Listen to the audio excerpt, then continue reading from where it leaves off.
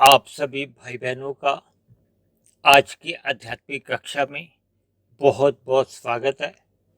आज की चर्चा का विषय है मनुष्य का जीवन। उसके साथ ही हमने नीचे 3 शब्द लिखे हैं: कर्म योग, ज्ञान योग और भक्ति योग। इन तीनों ही शब्दों में एक शब्द सामान्य रूप से प्रयोग में आ रहा है, वो है योग शब्द। वो कर्म में भी साथ में जुड़ा हुआ है, ज्ञान में भी और भक्ति में भी। वैसे तो शास्त्रों में भक्ति को ही एक मूल योग का नाम दिया गया, क्योंकि भक्ति किसकी होती है? परमात्मा की। क्योंकि शास्त्रों में 3 तत्वों की चर्चा आती है: भगवान, आत्मा और प्रकृति, यानी कि माया। यानी कि इसके जो 3 गुण हैं, तमोगुण, रजोगुण और सतोगुण। लेकिन माया के 3 गुणों को तो जड़ कहा जाता है, लेकिन आत्मा और परमात्मा ये तो दोनों ही चेतन तत्व हैं।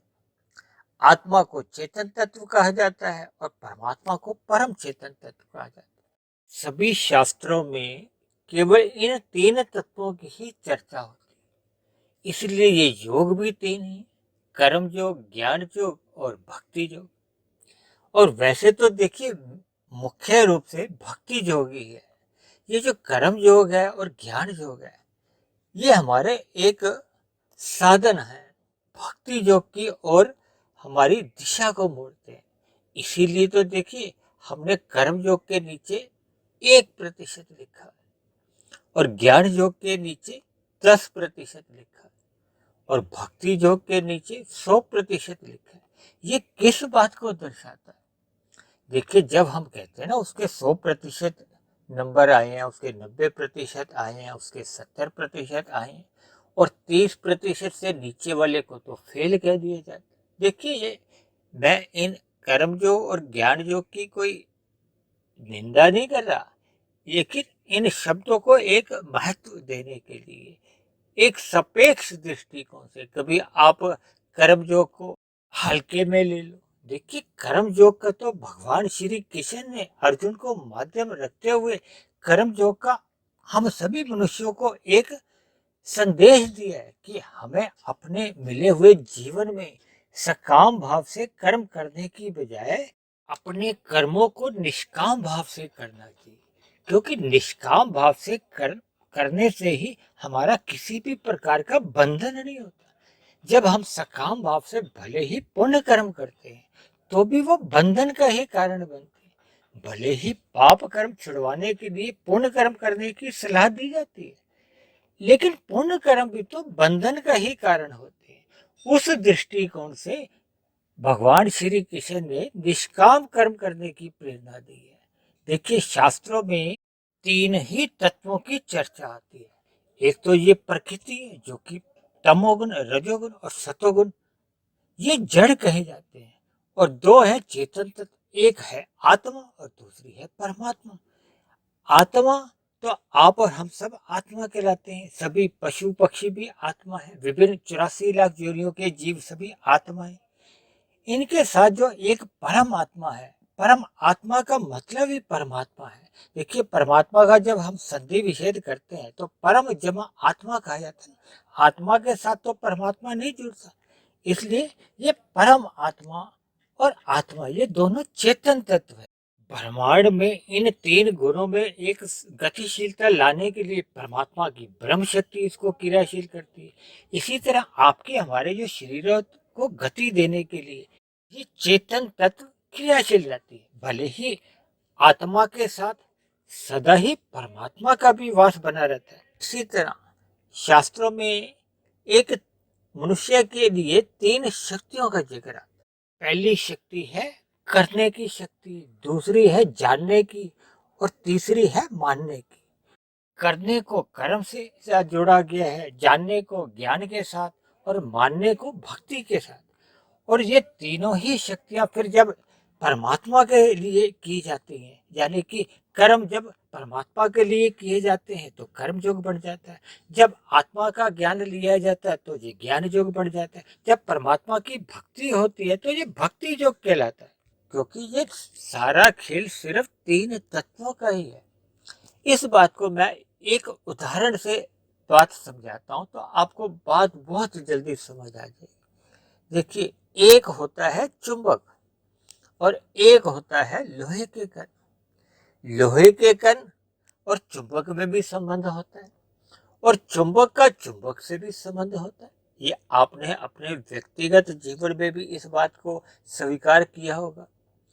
अक्सर आपने देखा होगा कि कई कबाड़ी वाले जो चुंबक को हाथ में पकड़ के कुछ कबाड़ में से लोहे के कण इकट्ठे करते हैं, तो वो बड़ा चुंबक हाथ में लेके उसको इकट्ठा वो चिपक जाते हैं उसके साथ। इसी बात को आप इस पूरी माया को कहो या कर्म योग, ज्ञान योग और भक्ति योग को कहो या इन तीन तत्वों को आप समझना चाहो तो इस क्रिया से आप समझ सकते हो। देखिए, शास्त्रों में इस बात का कोई जिक्र नहीं है। कभी आप शास्त्रों में इस बात को ढूंढने के लिए पन्ने पलटने लगो। देखिए, मेरी तो एक स्वभाव है कि वर्तमान काल में जो कलयुग चल रहा है, मेरे आपके जीवन में जो जो परिस्थितियां या हम अपनी दिनचर्या में जिन जिन स्थितियों से हमारा आपका सामना पड़ता है, उन उन स्थितियों को मैं परमात्मा तत्व से, आत्मा तत्व से और प्रकृति के ये तीन गुणों से, क्योंकि चौथा तो कोई तत्व ही नहीं है, तो हमने इन तीन तत्वों को ही समझना है और जुड़ना केवल और केवल परमात्मा से है, माया से नहीं जुड़ना। माया तो देखिए जड़ है और हम चेतन है और परमात्मा परम चेतन है। परमात्मा के साथ परम चेतन इसलिए कहा जाता है कि वो एक सत्ता का नाम है, इसीलिए परम शब्द उसके साथ जुड़ता है। आपके हमारे साथ परम शब्द तो नहीं जुड़ता, क्योंकि परमात्मा कभी आप सद्य विच्छेद करते हो तो परम आत्मा यानी आत्मा शब्द तो परमात्मा के साथ भी जुड़ा हुआ है और आपके हमारे आत्मा के साथ भी जुड़ा हुआ है। यानी कि आत्मा ने या आपने हमें परमात्मा से जोड़ना है, क्योंकि शास्त्रों में कहा गया है ये 84 लाख प्रकार के अलग अलग जोनियां हैं, अलग अलग स्थूल शरीर है। कितने स्थूल शरीर तो हम अपनी इन स्थूल आंखों से भी देख नहीं पाते, इतने इतने तरह के स्थूल शरीर है। लेकिन हमारा जो मुख्य केंद्र है चर्चा का, वो तो देखिए केवल मनुष्य योनि के ऊपर ही होता है, क्योंकि मनुष्य योनि को ही शास्त्रों में कर्म योनि कहा गया है, साधना योनि कहा गया, भोग योनि नहीं कहा गया। भोग योनि तो मनुष्य से नीचे की जितनी योनियां हैं और मनुष्य से ऊपर की जितनी भी योनि उनको कहा गया। और वर्तमान युग में हम और आप क्या देख रहे हैं कि हमने वर्तमान मिले हुए जीवन में इस योनि को भोग योनि समझ लिया है। एक सामान्य मनुष्य के जीवन में सुबह उठने से लेकर रात को सोने तक मनुष्य जितनी भी क्रियाएं करता है, उन सभी क्रियाओं के पीछे उसका भोग का ही उद्देश्य होता है, मौज मस्ती का ही उद्देश्य रहता है। यानी कि इन सभी बातों का एक साधारण मनुष्य में ये भोग योनि के संस्कार पड़ते जा रहे हैं। भोग योनि के लिए ही जब मनुष्य थोड़ा एक साधारण स्थिति में होता है तो फिर वो इसके लिए कर्म करता है, पुण्य कर्म करता है, और जब जब इन विषय भोगों का फिर वो आदि हो जाता है तो फिर इन्हीं के लिए मनुष्य पाप कर्म भी कर जाता है, और पाप कर्म करते ही फिर उसका ये जो बंधन है वो और गहरे हो जाते हैं। देखिए, ये एक छोटा सा एक गणित है। इस गणित को जब तक हम अपने जीवन में स्वीकार नहीं करते, देखिए मैं तो पिछले 2 सालों से लगभग 2 साल से भी अब ऊपर हो गए हैं, प्रतिदिन ही लगभग एक वीडियो अपलोड करता हूँ और ये सभी वीडियो इन तीन तत्वों पे ही आधारित है। कोई नई चर्चा नहीं हर रोज होती। देखिए, अलग अलग दृष्टिकोण से परमात्मा जैसे जैसे मुझे प्रेरित करते हैं या दिन भर में जैसी जैसी परिस्थितियां मेरे सामने आती हैं, चाहे वो टीवी देखने से आती हैं, चाहे एक व्यवहार में लोगों से मिलने गिलने से आती हैं, चाहे लोगों से बातचीत से आती हैं, या मेरे स्वयं के चिंतन में जैसे जैसे कुछ विषय आते हैं, तो उन विषयों को मैं फिर इन 3 तत्वों से ही जोड़कर उन साधारण शब्दों के साथ एक साधारण मनुष्य को एक समझाने का प्रयास करता हूँ। तत्व केवल और केवल 3 ही हैं और इन 3 तत्वों में भी एक जड़ तत्व है जो माया है और 2 तत्व हैं चेतन, एक आत्मा और एक परमात्मा है। चौथा कोई तत्व नहीं है। इसीलिए ये हमारे ये योग भी 3 बने हुए हैं, क्योंकि हमने जो प्रकृति के भोगों में हम लिप्त हैं, इन्हीं भोगों के प्रति हमने वैराग्य करना है, क्योंकि ये सभी पदार्थ तामसी हैं। देखिए, शास्त्रों में 3 गुणों की चर्चा आती है, तमोगुण, रजोगुण और सतोगुण। यही प्रकृति कहे जाते हैं। इनसे जो 23 तत्वों का विस्तार होता है वो अनित्य है, जबकि ये जो तमोगुण, रजोगुण और सतोगुण ये नित्य तत्व हैं। इन्हीं से ही 23 तत्वों का विस्तार होता है। भले ही ये लाखों करोड़ों वर्ष का रहता है, इसमें सतयुग, त्रेता, द्वापर और कलयुग जो अभी वर्तमान चल रहे हैं, फिर इन युगों की पुनरावृत्ति होती है। ये बहुत एक लंबा सृष्टि काल है। ये एक गुणों का ही विस्तार है। जब सृष्टि का समाप्त हो जाता है तो ये फिर 23 तत्व पुनः अपने मूल तत्वों में यानी कि तमोगुण, रजोगुण और सतोगुण में वापस चले जाते हैं। तो ये परमात्मा का एक खेल है या सृष्टि की एक व्यवस्था है। देखिए, अक्सर आपने अपने जीवन में कभी ना कभी एक मदारी का तमाशा देखा होगा। वो अपने झोले से विभिन्न प्रकार की सामान निकालता है, फिर उनसे क्रियाएं करता है, फिर आप और हम सभी भाई बहन उन क्रियाओं को देखते हैं, भ्रमित होते हैं, मनोरंजन होता है, कभी कभी शिक्षा भी ले लेते हैं। तो फिर एक समय के बाद फिर वो अपना तमाशा दिखा के फिर अपना वो सभी पदार्थ समेट लेता है, यानी अपना खेल समाप्त कर देता है। ये परमात्मा भी इसी प्रकार का ही एक खेल रचा हुआ है। परमात्मा ने ये अनादि काल से ये खेल रचाया हुआ है और इस खेल में ही आप और हम एक अलग अलग पात्र हैं। ये 84 लाख प्रकार की जोनियां हैं और 84 लाख प्रकार की जोनियों में केवल और केवल मनुष्य जोनी पाकर ही आपके और हमारे पास एक अवसर आता है, एक पात्रता आती है, एक हमारी आपकी एक योग्यता है कि मनुष्य जीवन पाकर प्रथम दृष्टिकोण से तो हम अपने कर्मों में सुधार कर लें। देखिए, कर्मों में सुधार क्या है? ये कर्म योग द्वारा ही होता है। भगवान श्री कृष्ण ने गीता में अर्जुन को माध्यम रखते हुए निष्काम कर्म करने की ही एक प्रेरणा दी है। निष्काम कर्म क्या है? देखिए, जब हम ये जो भौतिक माया के ये जो सुख दुख हैं, पदार्थ हैं, ये तो सभी के सभी तामसी हैं और तामस प्रकृति का एक निकृष्ट गुण गिना जाता है। उससे 10 गुना अच्छा गुण तो रजोगुण है और रजोगुण से भी 10 गुना अच्छा सत्वगुण कहा जाता है और उससे भी 10 गुना अच्छा, जिसको अक्सर मैं तो अपनी चर्चाओं में कहता हूँ, वो विशुद्ध सत्वगुण ही है। वो विशुद्ध सत्वगुण कौन है? परमात्मा। क्योंकि हम आत्मा भी देखिए विशुद्ध सत्वगुण ही है, लेकिन हम अल्पज्ञ हैं, परमात्मा सर्वज्ञ है। परमात्मा की तो अनंत शक्ति है, हम तो एक सीमित एक आत्मा है। हमारे पास भी अभी बताया ना, हमारी ये जो 3 शक्ति है, सभी आत्माओं को चेतन कहा जाता है, ज्ञानवान कहा जाता है, लेकिन आत्मा अपने आप में कभी भी आनंद स्वरूप नहीं है। आनंद केवल और केवल परमात्मा के पास है। परमात्मा को ही आनंद स्वरूप कहा जाता है। मनुष्य को या आत्मा को तो नहीं कहा जाता और माया को तो बिल्कुल भी नहीं कहा जाता, क्योंकि माया तो देखिए जड़ है। माया के जितने भी पदार्थ हैं जिनको आप और हम भोगते हैं, जिनके लिए हम कर्म ही नहीं विकर्म भी कर जाते हैं, यानी कि पाप कर्म भी कर जाते हैं। और जैसे ही हम पाप कर्म करते हैं या पुण्य कर्म करते हैं, ये तो सभी हमारे कर्म लिखे जाते हैं, क्योंकि मनुष्य योनि को ही कर्म योनि कहा गया है।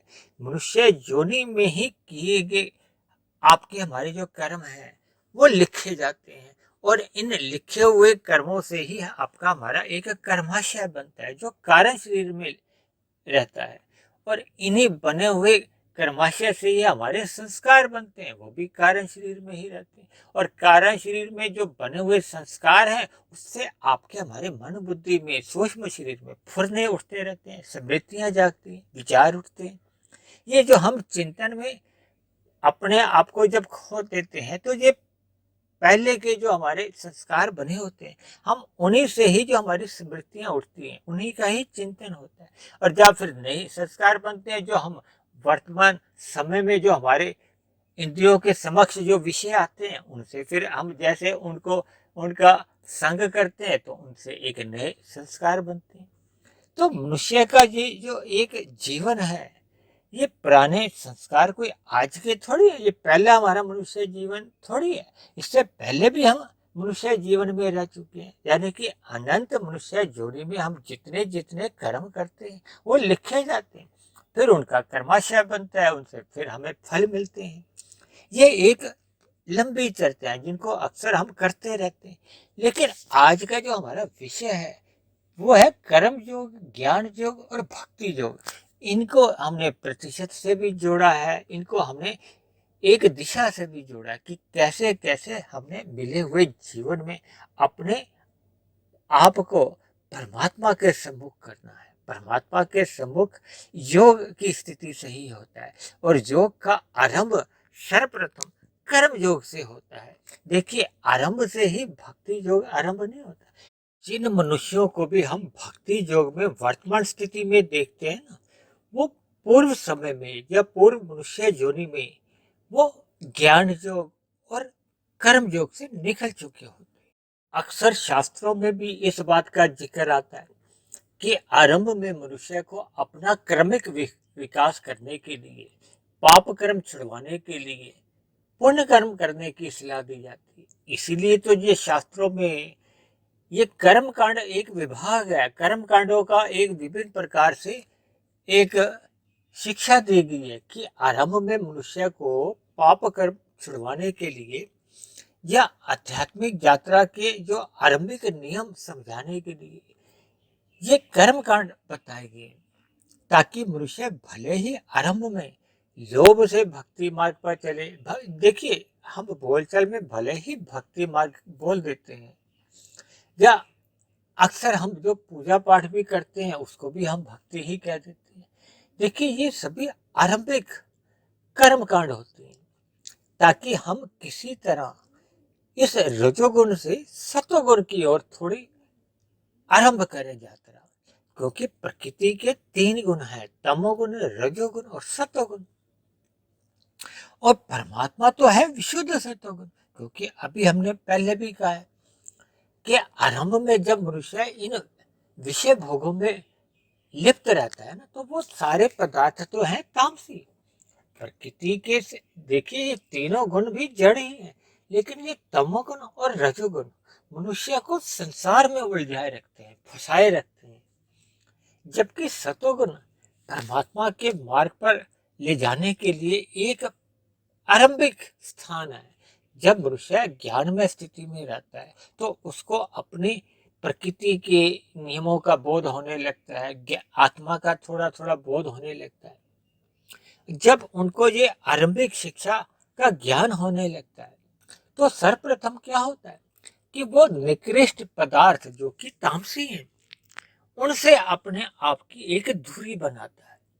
यानी कि पहले जब वो विषय भोगों के लिए पाप कर्म भी कर जाता तो वो सर्वप्रथम अब उन विषय भोगों के लिए कर्म तो कर सकता है, पुण्य कर्म भी कर सकता है, लेकिन इन विषय भोगों की खातिर में वो पाप कर्म करने से बचता है। यानी ये स्थिति अभी कर्म योग की भी आरंभ नहीं हुई, क्योंकि कर्म योग की स्थिति निष्काम कर्मों की मानी जाती है। अभी उसने केवल आरंभ में जैसे ही उसको सत्संग द्वारा कुछ ज्ञान हुआ है, वो सतोगुण में अपने आप को उसने स्थित किया है, तो सर्वप्रथम वो अपना पाप कर्म करने छोड़ता है। यानी कि अन्य मनुष्यों के साथ छल कपट, ठगी, हेरा फेरी जैसे जो अनीतिगत कार्य वो पहले कर जाता था, तामसी कर्म कर जाता था, अब वो उन कर्मों को रोक देता है, अपने पूर्ण रूप से उस पर फुल स्टॉप लगा देता है। अब जैसे जैसे उसमें परमात्मा का ज्ञान और बढ़ता है, तो फिर वो धीरे धीरे जो सकाम पुण्य कर्म कर रहा था, वो अब सकाम पुण्य कर्म करने भी समाप्त कर देता है, क्योंकि उसको बोध होने लगता है कि ये जितने भी सकाम भाव से हम कर्म करते हैं, ये तो बंधन का कारण है। क्योंकि देखिए, हमारे कर्माशय में अगर पुण्य कर्मों की अधिकता भी हो जाती है, तो भी हम अगर स्वर्ग लोकों के सुखों को भोगते हैं या मनुष्य योनि पाकर ही सुखों को भोगने की ही अगर इच्छा रखते हैं, तो वो हमारी कोई आध्यात्मिक उन्नति नहीं। देखिए, आध्यात्मिक उन्नति तभी मानी जाती है जब हम अपने बंधनों को कमजोर करना आरंभ करते हैं। ये बंधन कमजोर होने तभी शुरू होते हैं जब हम सर्वप्रथम कर्म योग में अपने आप को स्थित कर लेते हैं। शास्त्रों में इसको कर्म योग का नाम दिया गया। गीता में भगवान श्री कृष्ण ने कर्म योग में ही सर्वप्रथम अपने आप को स्थित रहने की सलाह दी है। यानी कि जैसे ही हम प्रकृति के भोगों से हमारा वैराग्य हो जाता है, तो फिर हम इन विषय भोगों के प्रति हमारा एक वैराग्य हो जाता है। यानी कि मनुष्य की जो मोक्ष की इच्छा तभी जन्म लेती है जब वो इन विषय भोगों में एक विष देखना शुरू करता है, दोष दर्शन उसको होना शुरू होता है, और परमात्मा में उसके जो दिव्य गुण है उसमें उसको सम्मुखता बढ़ने लगती है। परमात्मा में उसके एक प्रीति का आरंभ होता है, एक भक्ति का बीज फूट जाता है। देखिए, आप एक साधारण शब्दों में यूं भी समझ सकते हो कि कर्म योग में भक्ति का आरंभ हो जाता है। भले ही एक मोटी भाषा में हम पूजा पाठ को भी एक भक्ति का ही नाम दे देते हैं, लेकिन वो आरंभिक कर्म कांड होते हैं जो कि एक कलयुग में तो बहुत ही एक अच्छे माने जाते हैं, क्योंकि कलयुग में तामसी लोगों की प्रधानता होती है। तब ऐसे में ये जो धार्मिक कर्मकांड करने से भी मनुष्य का जो एक तामस प्रभाव है वो कमजोर पड़ने लगता है। फिर वो सतोगुण की लगाम से अपने रजोगुणी भोग विषयों को भी एक नियंत्रण में रख लेता है। क्योंकि जब हमारे मन में परमात्मा के प्रति प्रीति जागती है, यानी कि हमें एक मोक्ष की इच्छा हमारे मन में जागृत होती है, तो फिर ये विषय भोग भी हमें ये विष के समान ही नजर आने लगते हैं।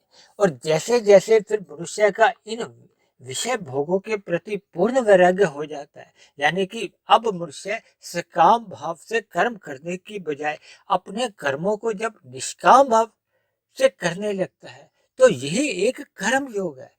यानी कि कर्म योग में मनुष्य के मन में किसी भी प्रकार की इन विषय भोगों के प्रति कोई इच्छा ही नहीं रहती।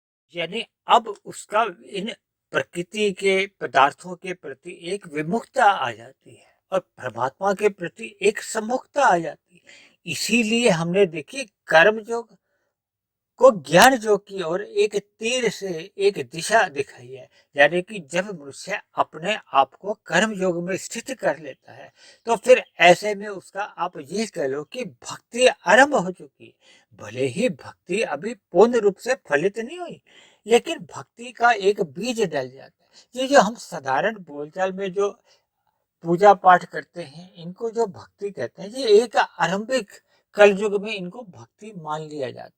जबकि ये एक सतोगुनी कर्म कह सकते हो या भक्ति की दिशा में एक कर्म समझ सकते हैं। यानी कि जब हम कर्म योग में स्थित हो जाते हैं, निष्काम भाव से कर्म होते हैं, तो फिर हमारा इन विषय भोगों के प्रतीक हो या प्रकृति के जड़ पदार्थों में या किसी भी प्रकार के फिर सुख सुविधा स्वाद सम्मान सत्ता जैसे जितने भी ये जो संसारी प्रलोभन होते हैं, फिर इनके प्रति आदमी का वैराग्य हो जाता है, इनके प्रति कोई राग नहीं रहता। फिर मनुष्य की जैसे जैसे कर्म योग में स्थिति मजबूत होने लगती है, तो फिर वो ज्ञान योग की दिशा की ओर चलने लगता है। इसीलिए हमने ये तीर का निशान ज्ञान योग की तरफ दिखाया है। लेकिन यहाँ हमने एक ही तीर का निशान दिखाया, क्योंकि यहाँ हमने 1% से 10% की ओर मनुष्य को अपनी यात्रा करनी है। तो जैसे जैसे मनुष्य ज्ञान योग में फिर स्थित हो जाता है, ज्ञान योग में क्या है, देखिए जब वो आत्मा के स्तर पर उसका एक आत्मचिंतन होने लगता है, प्रकृति के गुणों का एक यथार्थ ज्ञान हो जाता है, परमात्मा के दिव्य गुणों की उसको समझ आ जाती है, जानकारी मिल जाती है, शास्त्रों का जो ज्ञान विज्ञान है वो भी उसको पूर्ण रूप से समझ में आने लगता है। तो ये मनुष्य फिर ज्ञानमय स्थिति होती है। फिर वो आत्मा के स्तर पर अपना ध्यान साधना लगाता है, यानी कि परमात्मा की ओर सुमुखता उसकी कर्म योग की तुलना में और अधिक बढ़ जाती है। हालांकि कर्म योग में भी देखिए परमात्मा की सुमुखता तो बड़ी होती है, क्योंकि योग शब्द आत्मा और परमात्मा के मिलन का ही नाम है। लेकिन सापेक्ष दृष्टिकोण से कर्म योग से और अधिक गति भक्ति में जो आ जाती है, इसलिए हमने देखिए एक समझाने के लिए 10% लिख दिए, ताकि ये है कि उसमें कर्म योग से ज्ञान योग में जब मनुष्य स्थित हो जाता है, क्योंकि ज्ञान योग में कर्म योग तो बना ही रहता है। देखिए जैसे कोई 10वीं क्लास में पढ़ता है तो उससे ये तो नहीं पूछा जाता कि आपने पहली दूसरी तीसरी कक्षा पास की, वो तो समझ लिया जाता है, मान लिया जाता है। यानी कि 10% में 1% पहले ही सम्मिलित होता है। यानी दूसरे आसान शब्दों में ज्ञान योग में कर्म योग पहले ही सम्मिलित है। तो जैसे जैसे मनुष्य ज्ञान योग में अपने आप को स्थित कर लेता है, फिर उसका आगे भक्ति योग, यानी कि यहाँ ज्ञान योग में उसकी भक्ति पहले से अधिक तीव्र होने लगती है। और लेकिन जैसे ही वो ज्ञान योग से फिर वो भक्ति योग की ओर चलने लगता है, तो फिर उसके ये जो तीर हमने तीन दिखाए ना, ये उसकी गति को समझाने के लिए, अर्थात मनुष्य ज्ञान योग से जब भक्ति योग की ओर ही अपने जीवन को लगा देता है, तो फिर उसकी भक्ति में एक गति आ जाती है। ऐसे में परमात्मा के प्रति उसकी पूर्ण शरणागति बनी रहती है, परमात्मा की स्मृति में ही वो उसका जीवन बीतता है। भले ही वो अपने जीवन में आवश्यक निष्काम भाव से कर्म तो करता ही रहता है, ज्ञान योग की स्थिति भी बनी रहती है, लेकिन उसकी परमात्मा के प्रति एक विशेष रुचि बनी रहती है, विशेष लगाव बना रहता है, सदा ही परमात्मा की शरणागति बनी रहती है, समर्पण के भाव रहते हैं, परमात्मा के प्रति गदगद भाव उसके हर क्षण बने रहते हैं। तो ऐसी स्थिति फिर भक्ति की देखिए बढ़ती जाती है। जैसे भक्ति की ऊंचाइयां कह लो या भक्ति की गहराइयां कह लो, किसी भी नाम से आप इसको समझ सकते हैं, क्योंकि भक्ति शब्द अपने आप में ही ये शब्दों का विषय नहीं है, क्योंकि देखिए ये भावनाओं की बातें हैं, भावनाओं में शब्द तो देखिए पहले ही खो जाते हैं। इसलिए मैं भी भक्ति को आपको शब्दों द्वारा समझाने में अपने आप को असमर्थ समझता हूँ। आप स्वयं ही भक्ति की स्थिति को समझ सकते हैं। यानी भक्ति की जो 100% की जो स्थिति है ना, ये तो तब आती है जब मनुष्य मायातीत हो जाता है। उसके कारण शरीर में जो जितने भी बुरे संस्कार होते हैं, वो सभी के सभी दग्ध बीज हो जाते हैं। जब कारण शरीर में आपके हमारे संस्कार ही दग्ध बीज हो जाते हैं, तो फिर उनसे सूक्ष्म शरीर में किसी भी प्रकार की वृत्तियां नहीं उठती, विचार नहीं आते। इसी का नाम तो देखिए कहते हैं ना, योग दर्शन में क्या कहा गया है कि जब हमारे चित्त में मन में ये वृत्तियां रुक जाती हैं, अपने आप, रोकना नहीं है, अपने आप रुक जाती हैं, क्योंकि अब संस्कार समाप्त हो गए। एक होता है रोकना, एक होता है रुक जाना। रुक जाने का ही नाम योग दर्शन में योग कहा गया है। यानी कि अब विषयों के प्रति तो कोई किसी भी प्रकार की वृत्ति उठ ही नहीं सकती, क्योंकि संस्कार सभी के सभी दग्ध बीज हो गए। जब संस्कार जो बीज रूप में होते हैं वो दग्ध बीज हो जाते हैं, तब ऐसी स्थिति में इन बीजों से अंकुरण कह लो, छोटे छोटे पौधे कह लो, और फिर वृक्षों की स्थिति तो संभव ही नहीं हो सकती। इसलिए जब तक मनुष्य मायातीत नहीं हो जाता, यानी कि उसका सूक्ष्म शरीर और कारण शरीर स्थूल शरीर के रहते रहते जब तक समाप्त नहीं होता, तब तक उसकी भक्ति की स्थिति बनी रहती है। चाहे ये 1 जन्म में बने, चाहे 5 जन्म में बने, चाहे 10 जन्म में बने। यानी कि जो भक्ति की जो 100% की जो स्थिति है, वो मायातीत होने की स्थिति है। उससे पूर्व की भी ये जो भक्ति की स्थिति, चाहे किसी की 30% की हो सकती है, 70% की हो सकती है, 90% की हो सकती है, 99% की भी हो सकती है। ये भी अपने आप में बहुत ही ऊंची स्थितियां हैं, जिनकी मैं शब्दों में एक बयान नहीं कर सकता। इसलिए मेरी आप सभी भाई बहनों से विनती है कि सर्वप्रथम अपने जीवन में हमें पाप कर्मों से परहेज करना होगा, यानी कि पाप कर्मों को तो बिल्कुल ही छोड़ना होगा। फिर हमें धीरे धीरे अपने आप को निष्काम कर्म की स्थिति में लाना होगा, यानी कि कर्म योग की स्थिति में लाना होगा। फिर आगे बढ़ते बढ़ते हमें ज्ञान योग की स्थिति में लाना होता है। देखिए, शास्त्रों में कहीं कहीं ऐसा भी जिक्र आता है कि ये कर्म योग और ज्ञान योग तो भक्ति के दो पंख भी कहे गए। जैसे पक्षी आकाश में उड़ता है ना, तो उसके दो पंख उसकी सहायता करते हैं। तो इनको आप कर्म योग और ज्ञान योग को साधना भी मान सकते हो, साधन मान सकते हो, यानी कि ये एक दो पंख भी मान सकते हो। किसी भी दृष्टिकोण से देखिए, भक्ति को हमें एक महत्व देना है, और जितनी हम उसको पूर्णता की ओर जाते हैं उतना ही हमारी आध्यात्मिक उन्नति एक सुरक्षित बनी रहती है। यदि हम वर्तमान मिले हुए जीवन में 23% भक्ति में पूर्णता पा लेते हैं, तो हमें अगले मनुष्य जोड़ी में फिर शेष 24% से हमें आगे की भक्ति आरंभ होती है। तो ये ऐसे ही सिलसिला चलता रहता है। देखिए, जो जो बातें मेरे समझ में आई हैं, या जैसे जैसे परमात्मा मुझे प्रेरित करते हैं, मैं विभिन्न उदाहरणों द्वारा, विभिन्न शब्दों द्वारा, या विभिन्न ये जो आकृतियों द्वारा, या जैसे भी मैं ये डिजाइन बनाता हूँ, इन सभी के द्वारा मैं आप सभी भाई बहनों को एक समझाने का प्रयास करता हूँ। हो सकता है मेरे समझाने में अभी भी कोई त्रुटि रह सकती है, क्योंकि देखिए, मैं भी एक मायाबद्ध इंसान हूँ। जैसे आप मायाबद्ध हो, मैं भी एक मायाबद्ध हूँ। इसलिए हम सभी भाई बहनों को निरंतर परमात्मा की ओर अपनी सम्मुखता बनाए रहनी चाहिए। हम किस स्थिति पे है, इस पर हमें विचार नहीं करना। देखिए, हमें केवल परमात्मा की ओर अपनी भक्ति करते रहना है।